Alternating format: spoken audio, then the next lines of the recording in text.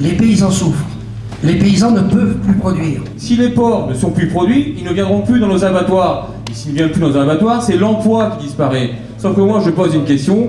Qu'est-ce qu'on va faire des gens qui vont perdre leur emploi dans les abattoirs et l'agroalimentaire? Ils vont aller où? Ils vont faire quoi? Moi, je veux une réponse tout de suite. J'ai rencontré des gouvernements de droite et de gauche. Je dois dire ici, quand même, en toute honnêteté, qu'on m'a dit à chaque fois, vous avez raison, mais on ne vous aidera pas. Nous, on dit il est urgent de passer aux actes. Qu'est-ce qu'on va foutre avec ça? Ça n'est pas de l'argent qui est demandé. Ce sont des décisions sur des lourdeurs administratives à lever. C'est la France d'en bas. La France des besogneux. Nous tous, les paysans, les salariés d'entreprise, nous sommes tous là aujourd'hui.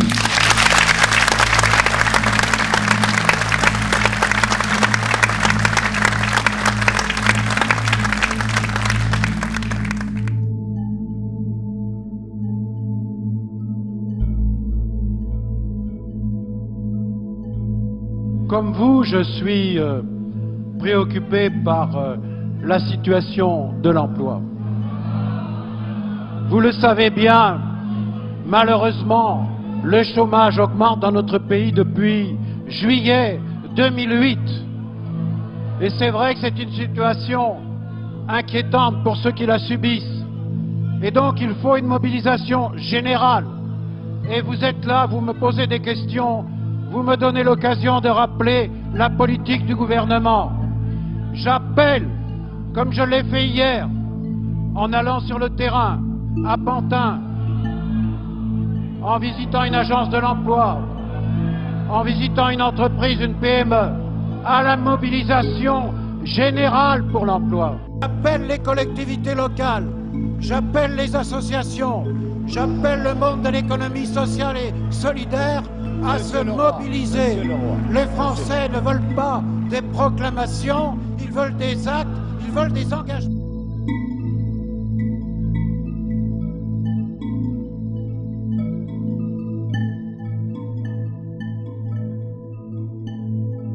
Au niveau du ministère, il y a eu des réflexions et nous on voulait, en tant que Bretons, apporter notre pierre puisque on a nos spécificités, on a un savoir-faire, on voulait apporter notre pierre. Donc on a travaillé sur un plan. Alors un plan structurant, le constat, il est largement fait, il a été largement fait, on sait où on est, on sait quels sont nos atouts, quels sont nos points faibles. Pourquoi ce plan de modernisation? Nos atouts, parce que malgré tout, on en a quelques-uns. Notre vision de l'élevage de demain, je crois que c'est important aussi de savoir ce qu'on veut comme élevage demain. Notre plan concrètement, les facteurs de réussite, nos engagements, on prend des engagements. Et pour finir, nos demandes. Les éleveurs sont dans le désarroi le plus total. Ils sont tenaillés entre un prix d'aliments qui a explosé par le fait des matières premières et un prix du porc qui décolle pas. À un moment donné, il faut qu'on passe aux actes. On ne pourra pas, alors moi je souhaite pas, et si je participe aujourd'hui, c'est pas pour ça. Je souhaite pas, et j'aurai besoin de mes deux mains, donc je vais lâcher le micro. Mais je parle assez fort, donc normalement ça devrait le faire. Je souhaite pas qu'on essaye encore de nous pondre par l'administration un énième rapport. J'ai fait là le constat de tous les rapports qui ont été faits depuis le rapport Pourri sur la filière française. Le rapport Pourri, ça parle aux éleveurs. Ça datait de 2004. Ici, j'en ai un autre. Le parc des élevages de porcs en France, état des lieux, évaluation des investissements. Ça date de 2007. Quel modèle d'élevage d'avenir pour la production porcine française? 2009. Filière porcine, concurrence Allemagne-France, éléments de distorsion, 2010. La filière porcine française face à son concurrence, évaluation des distorsions, 2008. Je vais tous les faire, ne vous inquiétez pas. La filière porcine française face à l'épreuve du dynamisme de la filière nord-européenne, 2010. Compétitivité des filières des viandes blanches françaises dans le contexte de l'Union européenne, 2011. Ils sont proches. Quelle adaptation du projet porc 2015 face à la situation?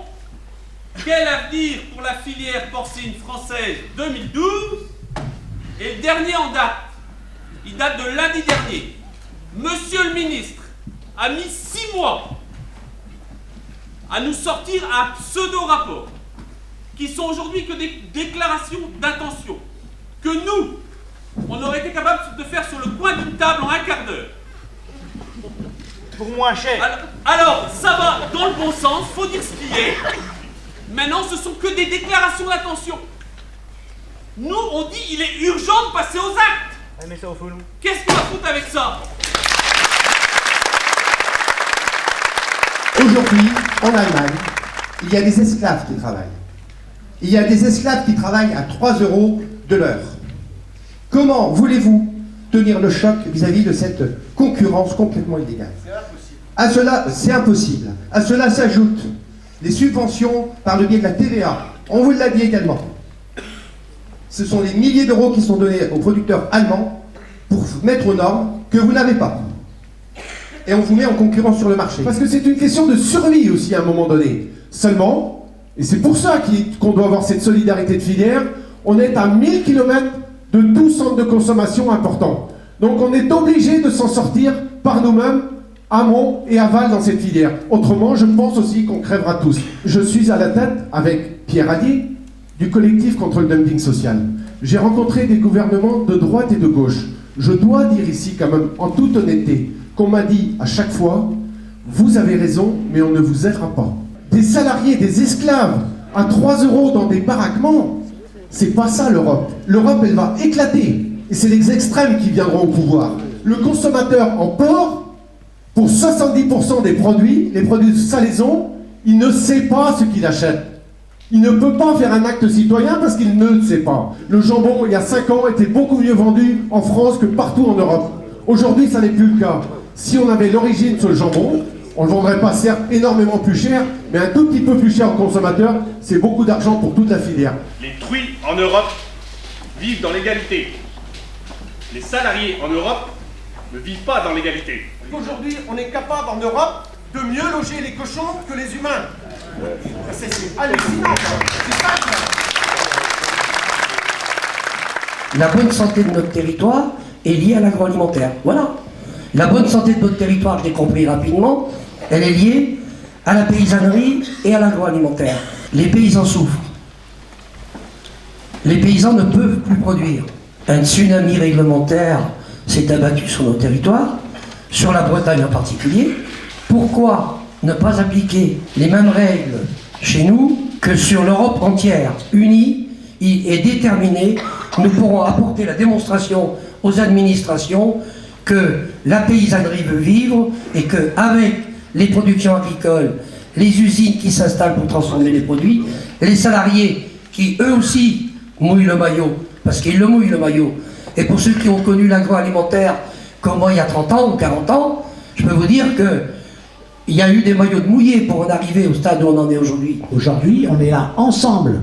Et on l'a bien dit tout à l'heure, c'est hors étiquette politique. Parce qu'il est temps aussi qu'avec les élus de base, les parlementaires entraînent le gouvernement à admettre que la Bretagne est une terre de gens sérieux. Ça n'est pas de l'argent qui est demandé. Ce sont des décisions sur des lourdeurs administratives à lever. Moi je pense qu'il faut distinguer les deux. Il y a le problème de l'abattoir GAD qui est vraiment un problème urgent, et il y a le problème de la restructuration de la filière porcine qui est un plan. Alors moi non, mais évidemment, s'il n'y a plus de cochons, il n'y a plus d'abattoir. Mais je pense qu'il y a deux problèmes à distinguer. Maintenant, sur notre plan, celui qu'on a proposé, ce sont des mesures franco-françaises. Il suffit d'un peu de volonté politique. Pas plus, mais pas moins non plus. C'est pas compliqué. Pourquoi est-ce qu'on complique tout dans ce pays?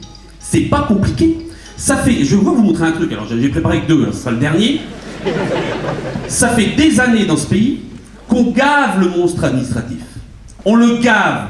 Et plus on l'a gavé, et ça c'est de droite et de gauche, plus on l'a gavé, plus il grossit. Et comme toute bonne bestiole, comme tout bon cochon, plus il grossit, plus il faut lui donner à bouffer. Alors moi je vous ai amené, de façon symbolique, le dossier d'un éleveur. Il faut ça.